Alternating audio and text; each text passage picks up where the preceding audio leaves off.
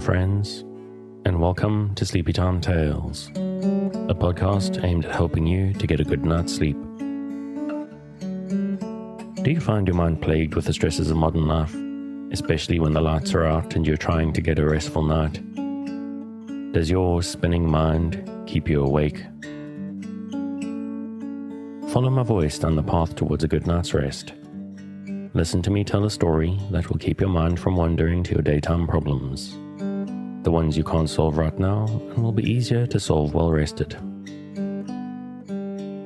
Listen to my voice and allow yourself to drift, following the twists and turns of the story, but slowly letting go and drifting into sleep.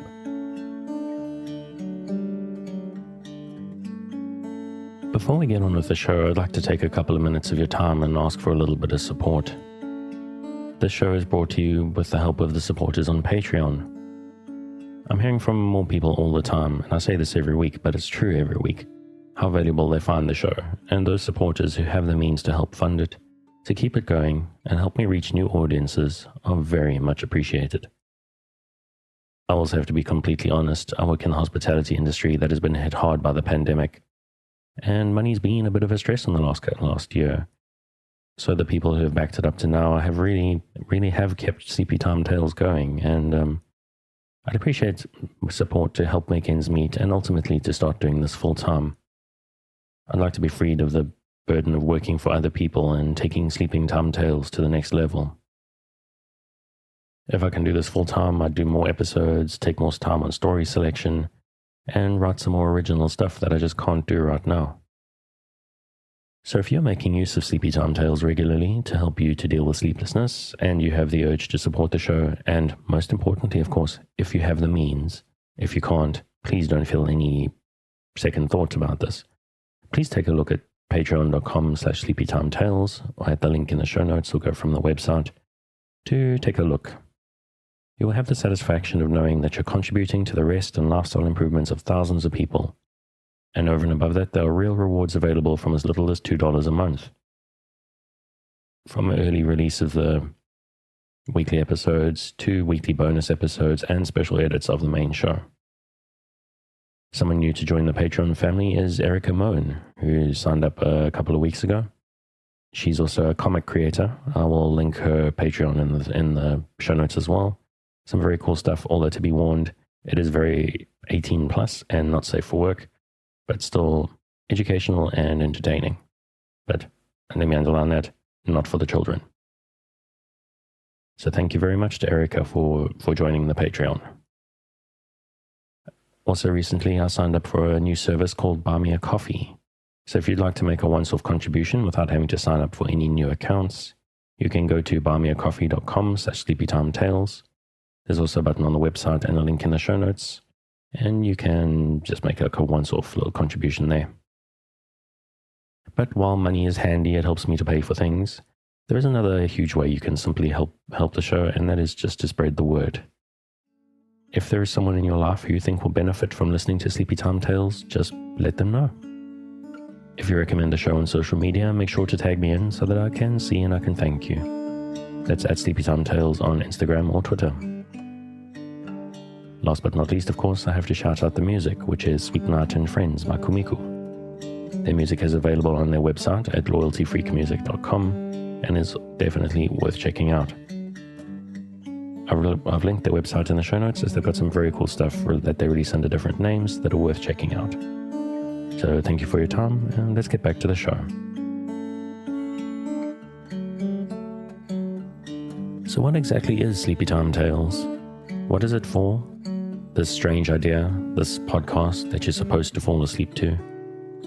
But lack of sleep is a health crisis in the 21st century, and this is a podcast that is intended to help those that it can to get a restful night. Do you find yourself lying awake at night, mind spinning and emotions in turmoil with anxieties of 21st century life? Do you wake up in the middle of the night and find yourself not quite able to doze back off at 3 a.m.? I'm here to help. My name is Dave, and I'm your narrator, here to help you into a restful night. Sleepy Time Tales is intended to be used as a distraction to what keeps you awake at night. or sometimes background noise, or even company. That's why I make these episodes quite long, so that I'm here for you without any pressure of the end coming. As far as I know, there's a couple of different ways to engage with the show. For me, when I listen to my sleep podcast at night, I need something to focus on. A story or an event that lets me keep my mind on a specific point, to stop it spinning out into stresses and anxieties. To focus just enough not to resist the embrace of a night's sleep when it comes for me. Some people there's a second way. Some people just need something in the background. Sound of the ocean, sound of wind in the trees, sound of the rain, or maybe just some dude droning on. But however engaging with the show, it's very important that you don't force sleep. Just keep a light mental grip on the story and allow the need for sleep to come for you. Now obviously I'm hoping that you're asleep before I get to the end of the episode, but it's important you don't feel pressurized. It may not work on your first night. In fact, it'll probably take 2 to 3 nights for this to start working for you. It's possible my accent is a little bit strange to you, or just the idea is a little bit odd, or maybe one episode just isn't long enough. Or maybe even your problem isn't going to sleep. Maybe your problem is waking up in the middle of the night. What I recommend, because it's what works for me, is to let the podcast run all night. Well, I don't listen to this one in particular, but my sleep podcasts that I listen to, I keep at least a night's worth downloaded, and then I usually start on the latest one and then let them run. Because when I wake up at 3 a.m., which is my usual insomnia pattern in the last couple of years, I just can pop my earbuds back in if they've fallen out and go straight back to sleep. Sometimes even I wake up like 30 minutes before my alarm goes, or 60 minutes. What I do in that case is exactly the same as if it was 3 a.m. I carry on listening and I fall back asleep again. And that may sound a bit strange to you. What is the point of 30 minutes or 60 minutes of extra sleep? But I got to tell you that can be the absolute best part of my night. But whether you're trying to go to sleep or woken up in the middle of the night, it's very important as you're listening to this to try to relax. If you're new to the show and prone to late nights lying staring at the ceiling, this will probably seem strange to you. So give it a chance. Just relax and lie in the dark, and while you do that, I'll tell you a tale.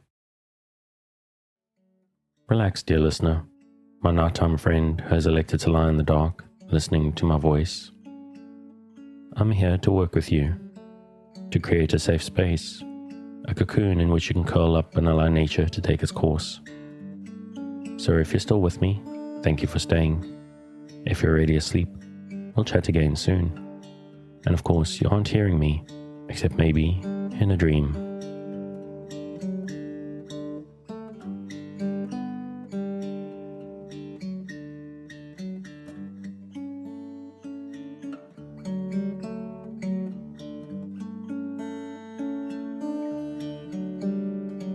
And we return to Doodles, the Sunshine Boy, by Emma C. Dowd.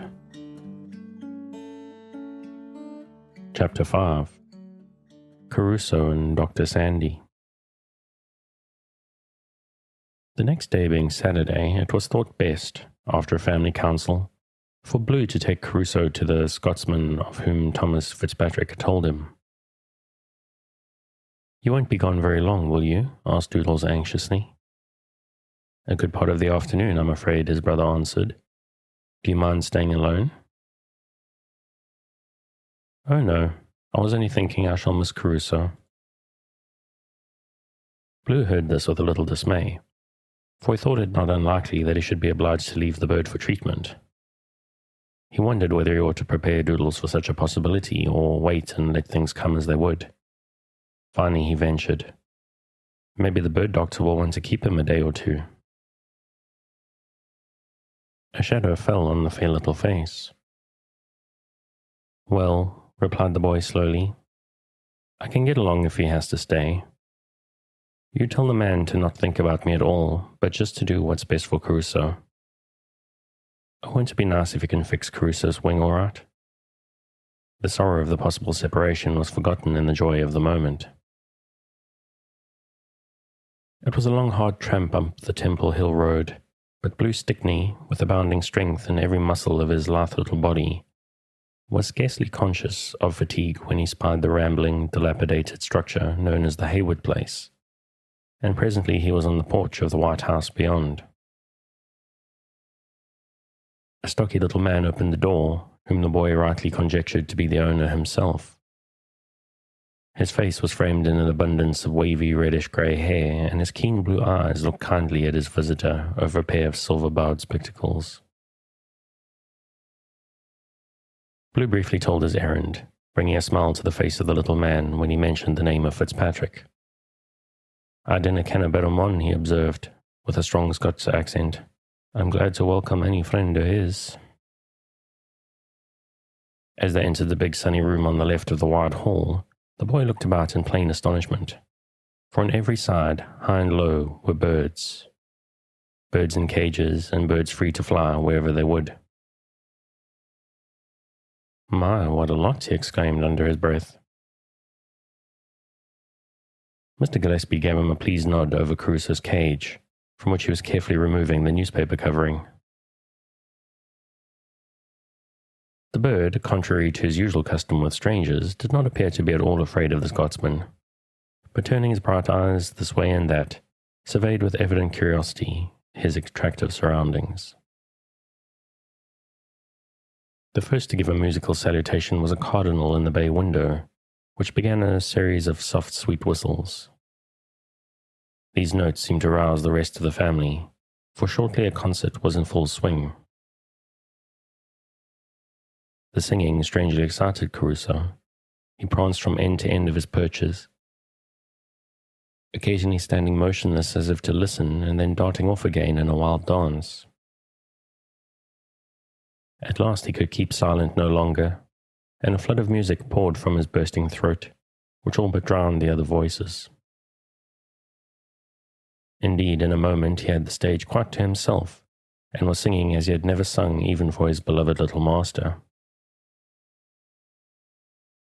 Blue actually held his breath, as if fearing to miss a note of the marvellous performance, and the old Scotchman, accustomed as he was to all manner of feathered songsters, gazed at the disabled grey bird in surprise and admiration.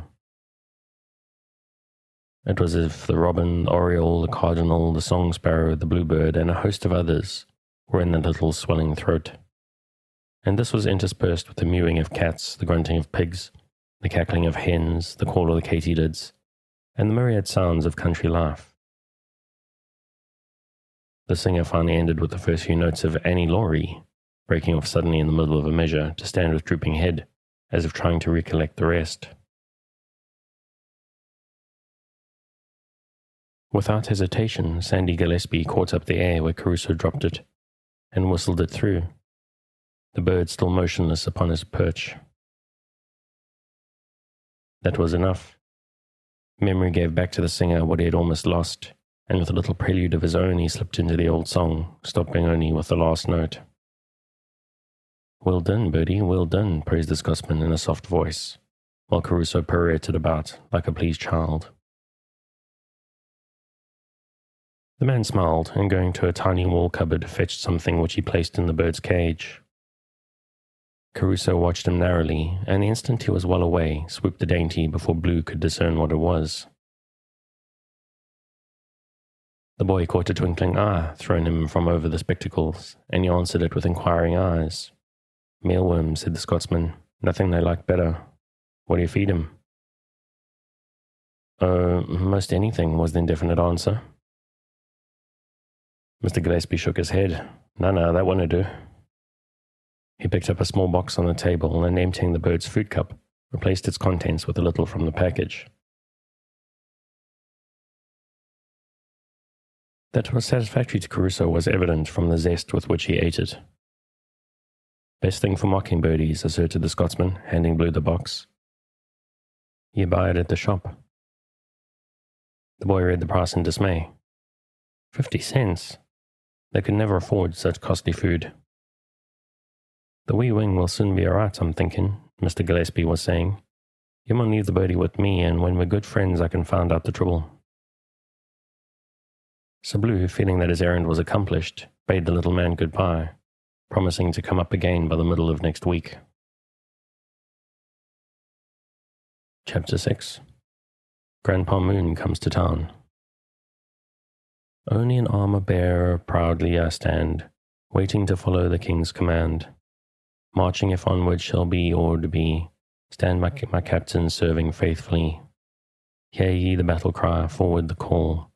See the faltering ones back, would they fall. Surely the captain may depend on me, though but an armored bearer I be. Surely the captain may depend on me, though but an armor bearer I be.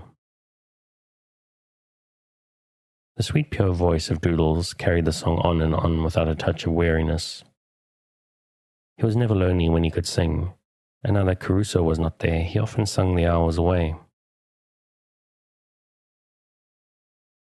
The Flatiron was familiar with the singing of Doodles.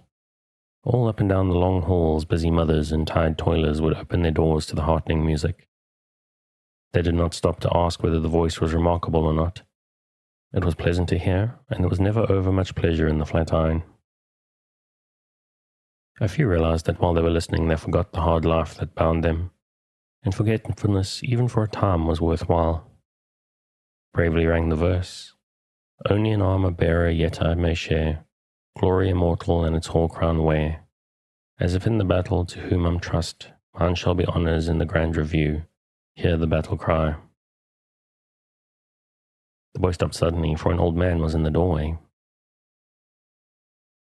He had removed his hat and stood panting from his climb of the 3 flights. "I'm sorry to interrupt your beautiful—" "Oh, that isn't any matter," Doodles broke in. "Come right and sit down. Take the rocking chair, it's easiest." "Thank you," bowed the stranger. "I'm not used to stairs." "These are pretty steep," protested Doodles. "They make Mother dreadfully out of breath. But Blue runs up as fast and doesn't mind him at all." Before the old man could talk comfortably, he let go the query that was impatient on his lips. "Do you know if there's a girl living in this building called Moon?" The fine face was pathetic in its eagerness. "I don't remember anybody by that name," answered the boy slowly, thinking hard. Flatiron lodgers were so numerous and so fleeting.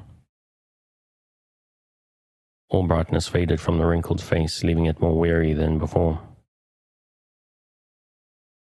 "It's my granddaughter," the trembling voice explained. "She went away. She had to. And I don't blame her a mite. And she couldn't tell me where. I do wish she had. A man from our town said he saw her, or thought it was, coming in here one day, but it couldn't have been her." He sighed. If Horace had just stopped his team and spoken to her and found out. But you can't much blame him. She gave him the mitten once, and he's never gotten over it. It's no wonder the fellows are after her. She's as pretty as her mother before her. You see, she's my son's child. Her mother died when she was a little thing, and her father married again. Sarah's been a good mother to her, only for trying to make a match between her and Zenas. But it's natural she should think her boy is the whole earth. And he must needs make love to my girl. And for that there ain't a fellow in town that couldn't run his legs off to get one of her smiles. But Zenas Camp, he's the conceitedest, judicious numbskull I ever set eyes on. Poor child. She couldn't stand his love-making, so she had to go. She left me a little note telling me why she couldn't stay. I wish she told me where she was going, but she said she was afraid I'd have let it out if I knew. And if I didn't know, I couldn't tell. Now Zenas is up and married the richest old maid in town, so he's out of the way. She could come home, well's not, and I don't know where to look for her. He bent his head on his hands. "I'm sorry," sympathized Doodles. "I'm awfully sorry. I guess you'll find her. I feel as if you would." "I've got to," the old frame straightened. "To think of her, innocent little thing. Being in a big city like this, all alone, makes me wild. I must find her. I guess I'm about rested enough to go on. I wish you'd sing me just one piece before I go." "I wonder what you'd like best," Doodles mused. "That you were singing when I came in is as good as any. Something about an armor bearer, wasn't it? Yes, sir. Only an armor bearer. I like that, I suppose because I'm an only too. An only? The wrinkled forehead had a puzzled scowl. Why, yes, sir. I'm only a little boy that can't walk. I couldn't even be an armor bearer if they had them now. Mother says she guesses they don't. But if they did, I couldn't march or anything. I like to play I can, though. It's fine to feel I'm marching with the rest. I can't really do much, except talk and sing. But Mother says some folks can't even do that, and it isn't so much what you do as how you do it. I don't know that till Mother told me. It's queer how much mothers know, isn't it? My mother knows most everything. She's a great comfort. A mother is the best thing in the whole world, little one. The faded blue eyes grew a little misty. I think so, agreed Doodles. And grandfathers are nice too. Grandfather Blue was a splendid man, Mother says. Blue was named for him, but he don't like it much. The boys call him Blue Stick and Sticky Blue and Sticky Doleful, and sometimes he gets mad. Mother tells him he ought to be proud of such a name, and proud of Stickney too, even if the boys do turn it into Sticky. You can't hurt a good name that way, observed the old man. A name that's got generations of good folks back of it is the kind that puts you to your mettle to keep it up to the mark. Why, you talk just like Mother, cried Doodles, his brown eyes shining. My father was a lovely man, but I didn't know him. He died when I was a baby. I was named for Father and Uncle Jim, Julius James. It's too bad about Uncle Jim. He was Mother's only brother, and he ran away because Grandfather wouldn't let him keep his violin. You see, he had been saving up money for ever so long to buy a violin with, and when he got it, Grandfather made him carry it back to the store. He said it was all nonsense for him to spend his time fiddling. But Uncle Jim was possessed about music. Mother says I take after him. I guess Grandfather was sorry enough afterwards, for Uncle Jim never came back. Mother hasn't any idea where he is. On the listener's face, the lines deepened. The little story had awakened sad possibilities. Suppose, dearie, you sing a bit now, he suggested. I must be getting on. Oh, I forgot, exclaimed Doodles in compunction. Only an armor-bearer was succeeded by Jerusalem the Golden, which proved to be one of the visitors' favorites. Mother likes that, confided Doodles as he rested from his singing. It reminds her so of Uncle Jim. Once when he was a little boy, there was company to stay overnight, a minister and his wife named Hall. Before they went to bed, they sung some hymns.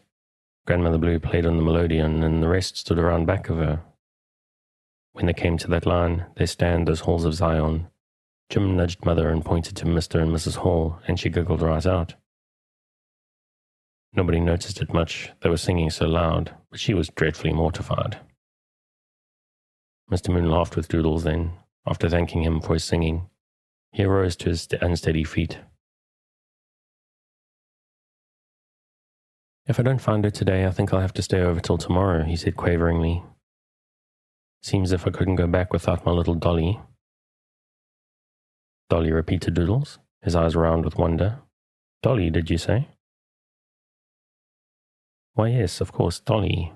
The voice was sharp with pain and something akin to impatience. You never said her name was Dolly, breathed the boy reproachfully, trying to follow out the sudden possible clue. But she's Dolly Rose, he added, with a little shake of his head. Child, what are you talking about? Dolly, my Dolly Rose. But she ain't a moon, she said her name was Rose, Dorothy Rose. Boy, tell me what you're driving at. Who's Dorothy Rose? The man dropped heavily into the chair he had just quitted. Why, she's a girl, Doodles explained. That's her room. Pointing to the opposite side of the hall. But she ain't there now, he added hastily, for the old man was rising, his face set towards the door indicated. Oh, exclaimed Doodles softly. She said her grandpa called her Dolly. She did. But her name's Rose, he insisted sadly. Oh, it ain't unlikely it's my Dolly, was the dreary conclusion. Then a light stole into the clouded eyes. Her name ain't Rosetta, is it? No, just Rose. the boy replied slowly. Ah, he hesitated, reluctant to let go his forlorn hope. She ain't lame, is she? Oh, she is, piped Doodles excitedly. Only a little, not enough to hurt her a bit. Even in that significant moment, loyal to his friend. The withered face flushed and whitened. The faded eyes grew bright. And has she got curly hair? Yes, lovely, and red cheeks. Red as roses. And eyes are blue, blue as the sky in the morning when it's cold, Doodles helped out. Yeah, you've got it exactly. And she's a slim little thing. My, yes. I guess she is. There were two excited children, each eager for one more word of evidence that would make the proof sure. She has the dearest dimples, Doodles cried. The old man nodded smilingly. Seems as if it must be Dolly, he quavered. There wouldn't be two. Her name's Dorothy Rosetta, and she probably just called it Rose, so Zenas couldn't find her. That's what. My little Dolly. And to think how near I came to missing her after all. His voice tottered along the brink of tears, then something glistened on his coat, and Doodles politely looked out of the window. It's a beautiful day, he remarked presently, not turning his head. Dolly will be sure to come home this noon. She always does when it's pleasant. As there was no response, he went on. She found Caruso his name. Caruso's my bird, my mockingbird, you know. Dolly named him after the real Caruso. And, oh, she went to hear him with Mr. Gaylord. A pleased chuckle made Doodles turn around. So she's caught a city beau already, Grandpa Moon was saying. She'd never be long without one, she's that pretty. I guess he's a beau, Doodles responded. He's lovely anyway. They went to a moving picture show too. Oh, they looked so nice together. You ought to see him. He brought her some beautiful flowers, and she gave me some. Just like her, she's a generous little thing. Tell me more about her. There isn't much. She works in the knitting mill. She likes Caruso, my Caruso. I wish he was here to sing for you, but he's at the bird doctor's having his wing mended. It hung down dreadfully, and the bird doctor is going to fix it so it'll be good as new. Blue went up there last week to see how he's getting along, and he's most well. He sings Annie Laurie, just think. Seems as if I couldn't wait to hear him sing that. Doodles gave a vivid account of the bird's sudden recollection of the tune, drifting into the story of the robbery, and Thomas Fitzpatrick's part in the exciting little affair. The first noon whistle brought him to a halt. That's 5 minutes of 12, he announced. Our clock is too slow. Dolly will be here pretty soon now, in about 10 minutes, I guess. Talk flagged after that, although Doodles tried to keep up a show of it. It is doubtful whether the old man heard much of what was said. His thin fingers drummed restlessly on the arms of the rocker, and at every sound he glanced across the doorway. We shall hear her coming up, Doodles told him. I always do. It isn't quite time. Most, though. Mother doesn't. He stopped, listening, then nodded gleefully. Hear her? She's on the first flight. The old man shook his head. His ears were not keen enough to catch that soft footfall. Quickly, however, his face brightened. Won't she be astonished? The boy whispered. The girl smiled a gay answer to Doodle's greeting, and was starting over the threshold when she spied the foot and trouser legs of a man and retreated. No, no, don't go, cried Doodles. Please come in just a minute, Dolly dear. As she advanced, the occupant of the rocking chair turned towards her. She flashed one glance at that wrinkled face and darted forward with a glad, Grandpa, Grandpa.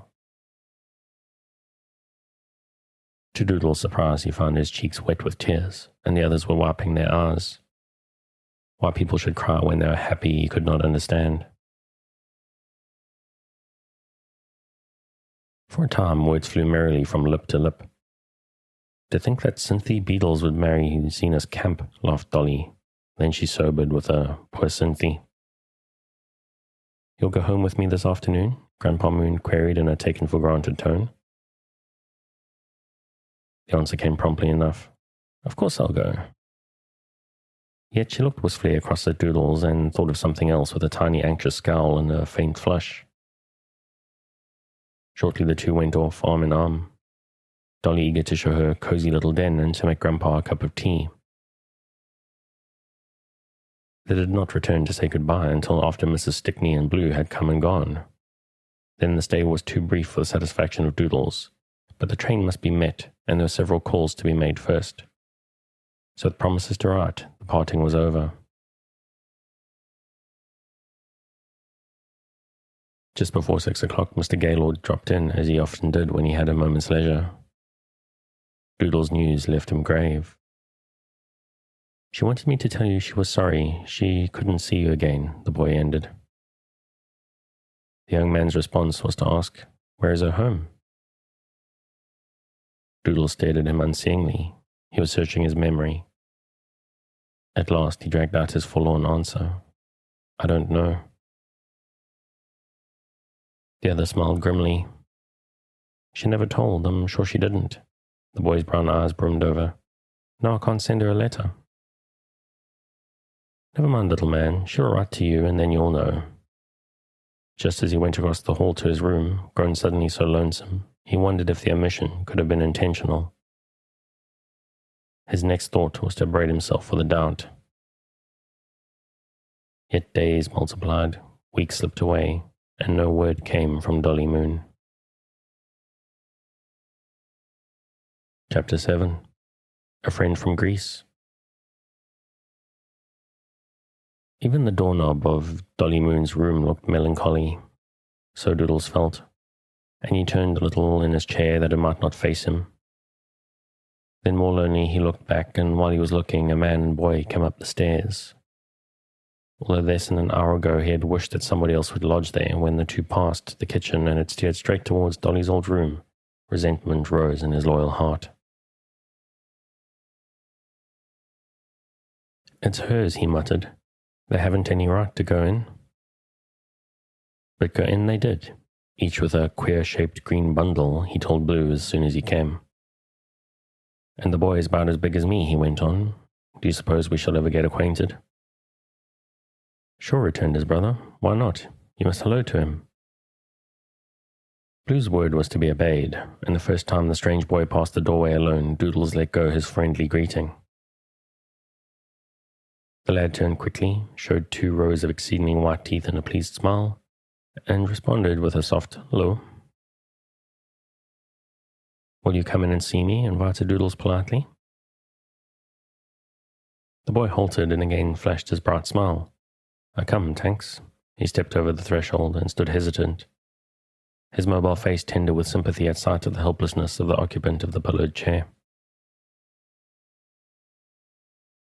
Before Doodles could speak, Crusoe began his musical welcome, and the stranger did not move or shift his gaze from the singer until the little song was ended. Then he turned to Doodles aglow with appreciation. His slim little hands made quick gestures as he came near. "Nice, nice," he smiled, hunting through his small stock of English for a better word. He sang, "Nice." "I think he does," Doodles responded happily. "I wish he'd sing Annie Laurie. Caruso." The bird answered promptly, and at once Doodles began softly the old song, carrying it through to the end of the verse. Then Caruso, with a few trills, struck into the same air. Doodles watched the visitor's face as the bird sang. Nobody had ever listened to Caruso singing with that look. It was wonder, admiration, and joy. It was more than that. Doodles could not tell what it was, but he felt that the new boy appreciated his bird singing, and he was glad. When the stranger turned, his eyes had a faraway look in them, as if he was still hearing music.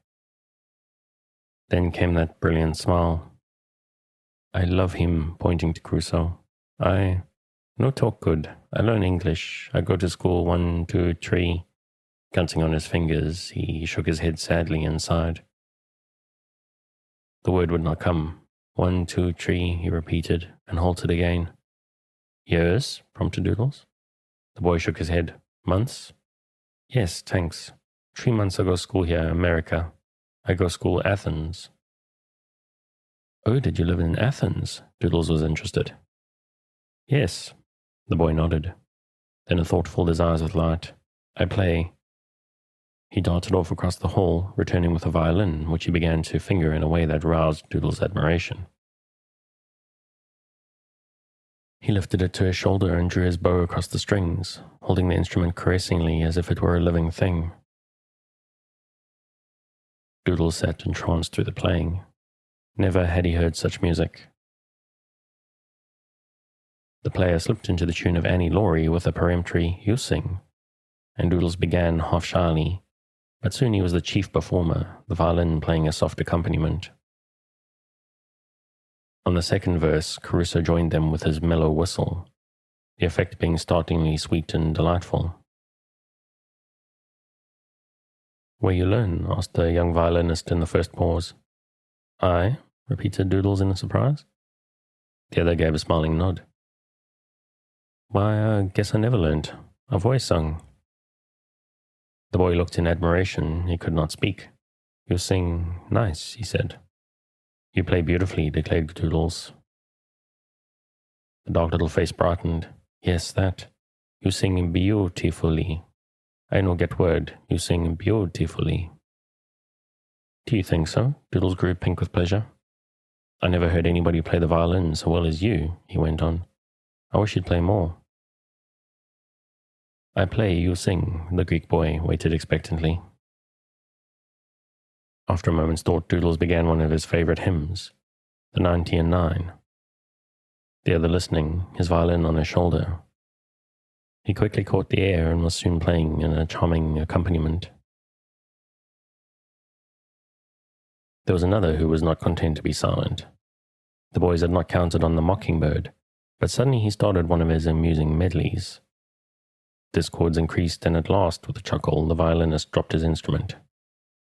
Doodles doubled over in a laugh, and Caruso was left as star performer.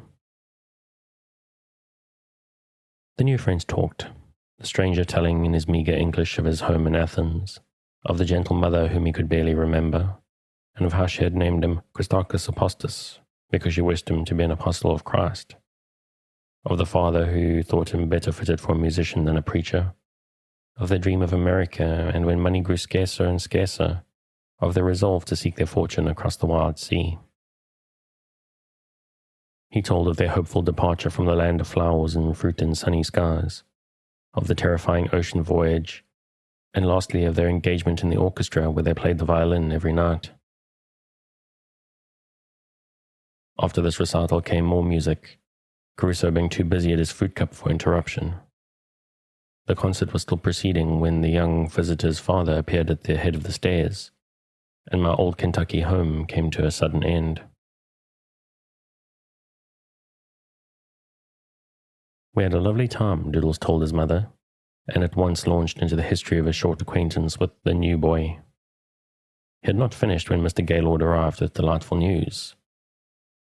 He had seen Dolly Moon, had actually been at her home in Pebbleton, and she had sent to Doodles a quart of cream, a basket of apples, and a jar of clover honey. She had been waiting for a letter, having overlooked the truth, that her Flatiron friends did not know where she lived, and she was very much ashamed of her forgetfulness and of her neglect to write to them. The young man had discovered her by accident. He had been taking his employer, Mrs. Graham, to an adjoining town, and in passing through Pebbleton he had spied a girl at a window. Feeling sure that he could not be mistaken, he had obtained permission, after leaving Mrs. Graham at her friend's, to run back to Pebbleton. The result had justified his hopes, and he was in an unwonted elation of spirits that the Stickney family did not fail to observe. Doodles ended his supper with honey and cream, and he thought he had never tasted anything half so nice. "It has been a most wonderful day," he confided to Caruso when he said good night.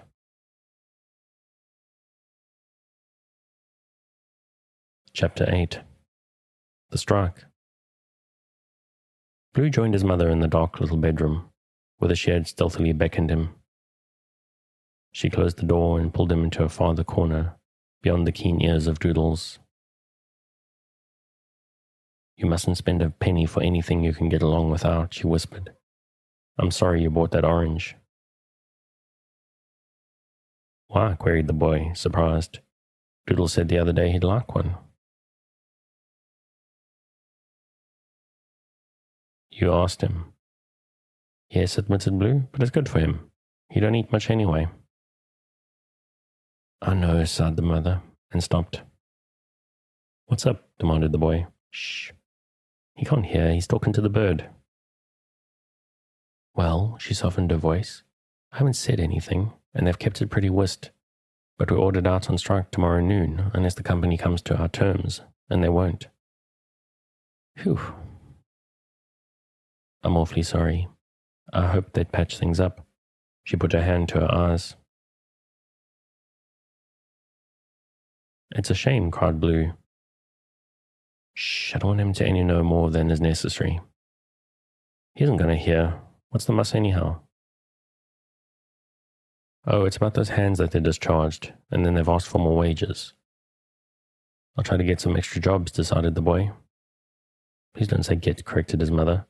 And remember that extra is spelled with an A. Oh, I forget, laughed Blue.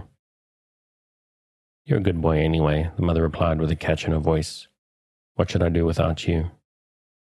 She clasped in there in the dark, while he made an impulsive resolve to be more worthy of her love and praise. Nevertheless, he laughed. You haven't got to do without me, he told her, and ran back into the kitchen. The next day, Mrs. Stickney walked out of the big silver shop with the other workers, inwardly rebelling at the command that forced her to give up the daily wages so needful for the comfort of herself and her family. Only a little money was in the emergency purse. $6 a week left, not much to spare, and women hands in the silver shop were not allowed to earn more than $1 a day.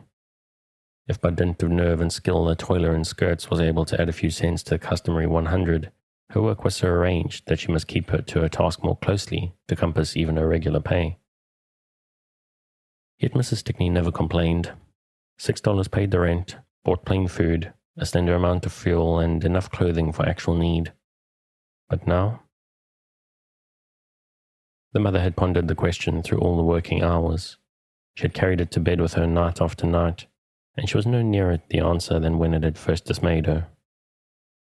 She must get something to do, anything. But with hundreds of unemployed women ready to pounce upon every little odd job, would there be any chance for her? On the way home, she called to the settlement, not far from the Flatiron, hoping that one of the girls whom she knew would direct her to somebody in need of a seamstress. But the friendly answer was disappointing. I'm sorry I can't give you any encouragement, Mrs. Stickney. We have more applications than we know what to do with. I'll put your name on the waiting list and there may be something later. So she went home to Doodles, burdened with forebodings, though resolved that he should not suspect her worry.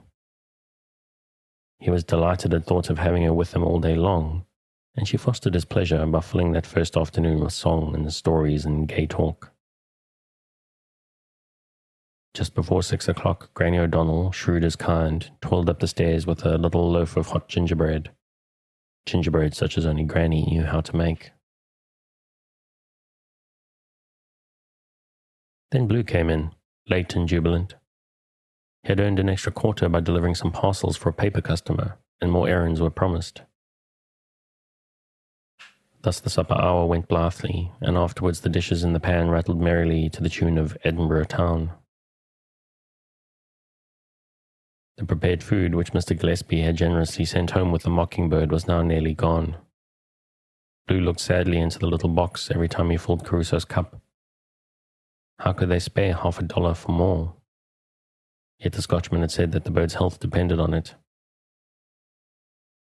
Happily, carrots were cheap, and patiently the boy grated them, mixing as much with the other food as he dared, often going beyond the prescribed proportion. He also went hunting through obscure corners of the Flatiron for dead flies and live spiders, making a fortunate find one rainy Saturday in a vacant room in the second story. Scores of lifeless flies dotted the floor and windowsills, and Blue brushed them up with delighted hands. Treated with boiling water, they would make dainty tidbits for the grey bird. In these ways, the dreaded day of famine was postponed. Meanwhile, Christakis Apostas Genskakis came to be the daily comrade of Doodles. As the strike continued and Mrs. Stickney obtained employment in a restaurant kitchen which kept her from home all of the daylight hours, this was especially satisfactory. I tell you how play the Greek boy had proposed on an early visit, and Doodles was blissfully ready to learn. So the daily lessons went on, the pupil making rare progress, and happy beyond anything he had ever known. Music was his joy, and to be able to cause such wonderful harmonies with, according to Blue, just some horsehairs in those 4 fiddle strings, was an unending marvel and delight. If only he could have a violin of his own, a little one. Christakis said you could get them cheap. But when he had suggested it to his mother, she became so strangely grave that he did not speak of it again. Perhaps she was thinking of Uncle Jim. Christakis urged his own instrument upon him whenever he was not practicing himself, and it was far better than any he could hope to buy. So side by side with the increasing anxiety of his mother and brother, his happiness grew. And then one sunny forenoon, when Doodles supposed him to be at school, Christakis walked slowly in. His face foreboded ill. "I go," he said drearily. "My father, he go to New York, get more pay. I have go." His big black eyes, usually brimming with sparkles of glee, were shadowy and mournful, as if at any instant they might melt into tears. Doodles was dumb with anguish. He stared mistily. His bliss, which a moment before had seemed so secure, had vanished like a bubble. He clenched his little fists and sat waiting. "I go," Christakis repeated dully, gazing at Doodles with a yearning that would have broken one's heart if anybody had been there to see.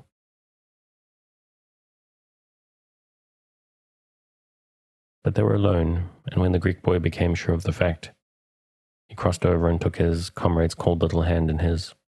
"I love ever," came brokenly from his quivering lips. Doodles roused at last and clung to him, still silent and tearless. The voice of the father was in the hall, and the boy ran to answer. Later he returned with a small suitcase. Doodles, his grieving brown eyes full of unspeakable things, let go a few words that tried to be brave, whereupon Christakis caught up his violin and began a sad, sweet melody, ending with a glorious strain of triumph, the goodbye that he could not put into an unfamiliar tongue. It stayed with Doodles to comfort him long after the player was gone. To cap the sorrow came a new trouble. The restaurant man disappeared, leaving little behind him but debts and an unsavory reputation. The bulk of Mrs. Stickney's well-earned wages would never be paid, and the mother was too disheartened even to sing. Caruso shared the family gloom and moped on his perch. Some days he would eat scarcely anything. "I'm afraid he misses the violin," Doodles confided to his brother. But the boy wondered secretly if he had put too much carrot in his food, and went on a hunt for spiders, which the Scotchman had said were good for the appetite. It was at this point of time that Blue brought home a beautiful red sweet apple given him by Joseph Sitnitsky for the little brother with the not-taking sickness who couldn't never walk. Doodles clasped the gift smilingly.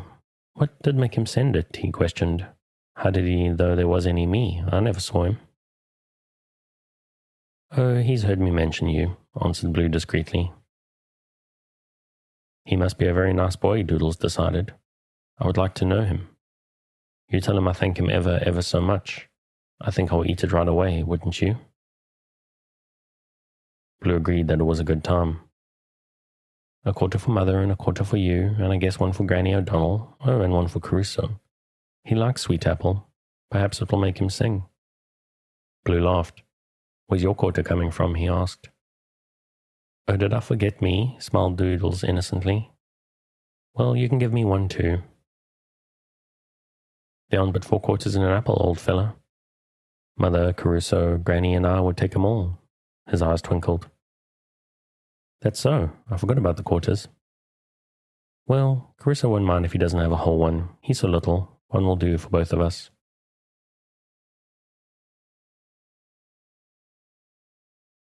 Blue's lips puckered as he cut the fruit in range of the watchful brown eyes, but he saw to it that the owner of the apple received his full share.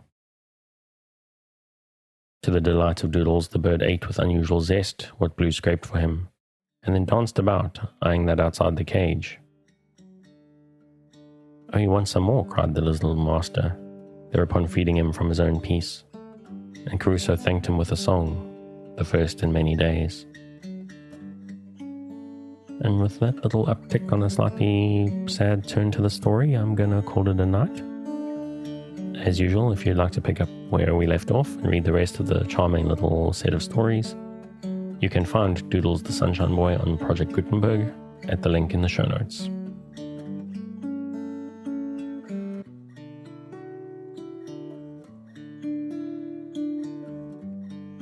Thanks again for joining me on this episode of Sleepy Time Tales, the podcast designed around a bedtime story to help you to get a restful night. New episodes will be released every Sunday night to give you something fresh to help you rest in a new week. But make sure to subscribe in whatever service you use so that you get new episodes whenever they come out. A reminder that the music for tonight is Sweet Night and Friends by Kumiko. Check out more of their work on their website, which you'll find linked in the show notes. Good night, and sweet dreams.